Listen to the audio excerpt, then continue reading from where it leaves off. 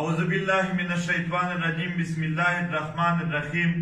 محترمو اوریدونکو، په 29 تاریخ د اتوار په ورځ 2020 د مارچ میاشت کې په کویټه کښې جنوبي پښتونخوا ښار کویټه کښې د پښتون ژغورنې غورځنګ جلسه ده. دا جلسه به د جنوبي پښتونخوا بلوچستان د اولسونو د مسایلو د هغې مسایلو د حل دپاره د مطالبې دپاره به وي. په دې کې به د ارمان لوڼي د کیس په حواله سره یو لوی غږ پورته کېږي. د دې نه علاوه په دې خاوره کښې چې څومره قبضې دي، څومره په خلکو تشددونه دي، څومره د خلکو هدفي وژنې دي، څومره دماکې دي، ترهګري ده یا میسینګ پرسنز دي، لاپته افراد بېدرکه خلک دي، یا نور د عام خلکو سره ظلمونه شوي دي.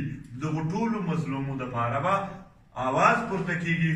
ټول مظلوم ولسونو ته، ټولو ولسونو ته د بلوچستان د جنوبي پښتونخوا هغه که پښتانه دي، په سپیشل توګه پښتانه خو بیا خپله کوي، خو بلوچ هزاره ته هم په دې کښې دعوت دی چې دلته د مظلومو ولسونو د محکومو ولسونو یو لویه جلسه وي او ریاستي واکدارانو ته دا پیغام وي چې موږ کله هم دلته په دې ظلم باندې خاموش تماشایي نه جوړېږو نه یو.